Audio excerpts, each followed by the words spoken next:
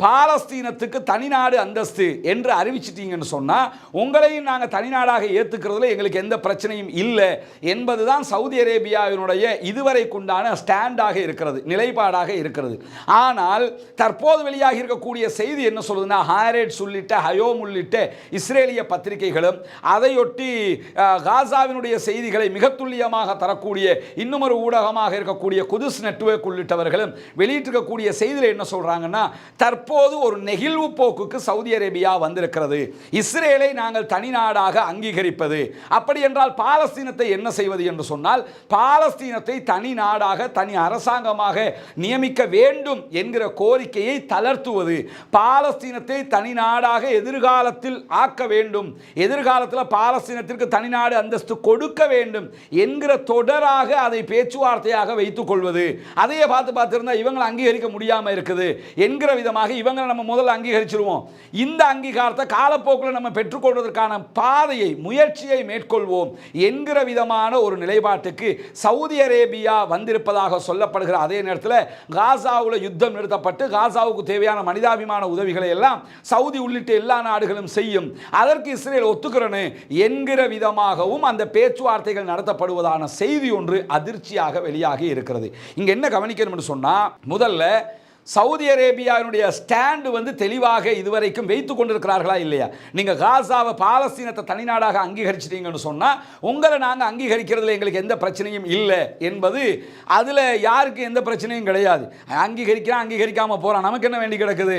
அவன் அங்கீகரிச்சானா அங்கீகரிச்சுட்டு போட்டும், இல்லைன்னா சும்மா இருந்துடலாம். ஆனா பாலஸ்தீனத்தை தனிநாடாக அங்கீகரிப்பதை பற்றிய பேச்சு தொடரும். ஆனால் இதை நாங்கள் இஸ்ரேலை நாங்கள் தனிநாடாக அங்கீகரிப்போம் என்பது பாலஸ்தீன மக்களுக்கு மட்டுமல்ல, ஒட்டுமொத்தமான சுதந்திரத்தை விரும்புகிற மனிதநேயம் மிக்க அத்தனை பேருக்கும் நெஞ்சிலே குத்துகிற ஒரு செய்தியாக மாறிவிடும். ஏன்னா சவுதி அரேபியா இஸ்ரேலை அங்கீகரிச்சிட்டான்னா அடுத்து இருக்கக்கூடிய எல்லா அரபு நாடுகளும் அங்கீகரிக்க ஆரம்பிச்சிடும். அங்கீகரிச்சிட்டாங்கன்னு சொன்னால் பாலஸ்தீனம் இனிமேல் சுதந்திரம் என்பது நினைத்து கூட பார்க்க முடியாத ஒன்றாக மாறிவிடும். அப்படி என்றால் என்ன நடக்கும்? நவீன உலகத்தில் நவீன அடிமைகளாக பாலஸ்தீன அப்பாவிகள் எப்பொழுதும் இப்படியே இருப்பார்கள். இன்னைக்கு மியான்மரை பார்க்கிறோமா இல்லையா? மியான்மருடைய மக்கள் இலங்கை உட்பட பல நாடுகளுக்கு அகதிகளாக வந்து சேர்கிற நிலை வந்திருக்கிறது. ஆனால் காசாவினுடைய மக்களுக்கு அப்படியான நிலை கூட இல்லாமல் ஒரு அடிமைகளாக, அடிமை சாசனம் எழுதி கொடுத்தவர்களாக அவர்கள் காசாவுக்குள் இருக்க வேண்டி வரும். குறிப்பாக பெஞ்சமின் நெத்தன்யாகுவினுடைய அலுவலகம் விடுத்திருக்கக்கூடிய ஒரு செய்தியில் என்ன சொல்லியிருக்கிறாங்கன்னு கேட்டால், இஸ்ரேலுக்கு பாதிப்பாக அமைந்துவிடும் பாலஸ்தீனத்தை தனிநாடாக அங்கீகரித்தால். எனவே அந்த தனிநாடாக அங்கீகரிக்கிற கதையெல்லாம் இஸ்ரேல் சொல்லவே இல்லை. இப்படி நாம போவோம், சரி இதற்கு கைமாறாக இஸ்ரேல் சவுதிக்கு என்ன கொடுக்கும் என்று சொன்னால் வர்த்தக ஒப்பந்தங்கள், சவுதிக்கு தேவையான ஆயுதங்களை இஸ்ரேல் வழங்கும், அதே போன்று சவுதிக்கு தேவையான டெக்னாலஜிகளை இஸ்ரேல் வழங்கும். இந்த மாதிரியான ஒரு பேச்சுவார்த்தை தான் தற்போது நடந்து வருகிறது என்று ஹாரேட்ஸ், ஹயோம், குதுஸ் உள்ளிட்ட பல செய்திகளும் இந்த செய்தியை இன்றைக்கு வெளியிட்டிருப்பதை நம்ம அவதானிக்க முடியும். இதில் என்ன கவனிக்கணும்னு சொன்னால், சவுதி அரேபியாவுக்கு இஸ்ரேல்கிட்ட போய் தான் ஆயுதம் எடுக்கணுமா அல்லது இஸ்ரேல்கிட்ட போய் தான் இந்த மாதிரியான டெக்னாலஜிகளை பெற்றுக்கொள்ளணுமாங்கிற ஒரு கேள்வி இருக்குதா இல்லையா? அவர்களிடத்தில் என்ன இல்லை. இந்த கத்தாரை நம்ம பார்க்குறோம். கத்தாரில் இருக்கக்கூடிய பணம் கொளிக்கிற ஒரு நாடாக இருக்கிறது.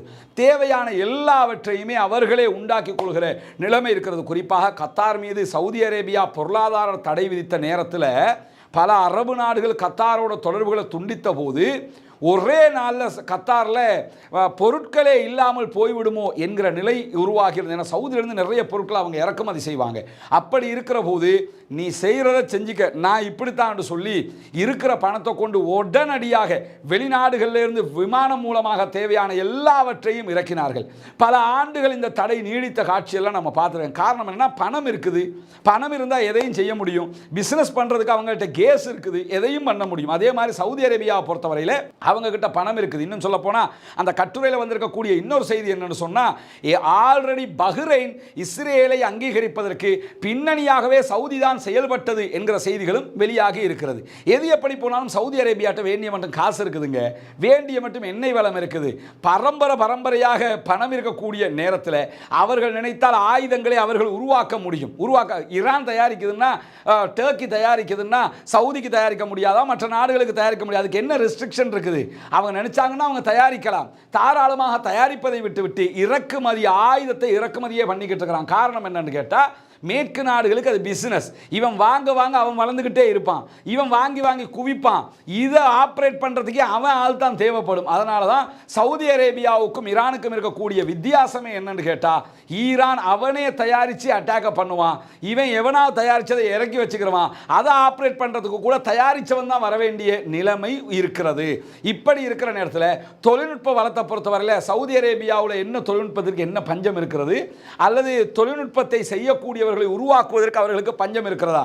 நவீன உலகத்தை ஸ்தாபிக்க போகிறோம் என்கிறார் MBS. அப்படி இருக்கும்போது அவர்கள் நினைத்தால் எதை வேண்டுமென்றாலும் செய்யலாம் என்று இருக்கிற போதும் நாங்கள் பாலஸ்தீனத்தை அங்கீகரிக்கிறத பற்றி பிறகு யோசிக்கிறோம், இஸ்ரேலை அங்கீகரிப்போம்ங்கிற நிலைக்கு வர்றாங்கன்னா அமெரிக்காவினுடைய அழுத்தம் தான் காரணமாக இருக்கிறது என்கிறது அந்த குதுஸ் நெட்வொர்க்கினுடைய கட்டுரை. எது எப்படி போனாலும் சவுதி அரேபியா இப்படி ஒரு நிலையை தற்போதைய நிலையிலே எடுக்க மாட்டாங்க என்று நம்புகிறோம்.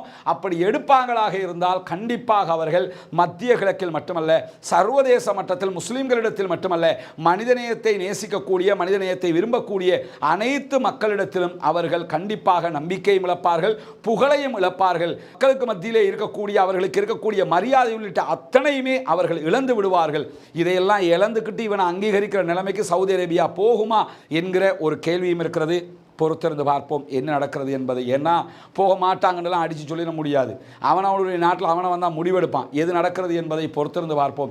என்ன நடந்தாலும் பாலஸ்தீன மக்களுக்கு நலவாக அது அமைய வேண்டும் என்பதுதான் நம்முடைய பிரார்த்தனையாக இருக்கிறது. பாலஸ்தீன மக்களுக்காக பிரார்த்தனை செய்யுங்கள், பாலஸ்தீன மக்களுக்காக துஆ செய்யுங்கள், பாலஸ்தீன மக்களுக்காக ஒவ்வொரு தொழுகையிலும் பிரார்த்திக்கிற அதே நேரம் இஸ்ரேல் ஆக்கிரமிப்பு பயங்கரவாத இராணுவத்திற்கு எதிராக குனூத்துன் நாசிலாவை ஓத மறந்து விடாதீர்கள்.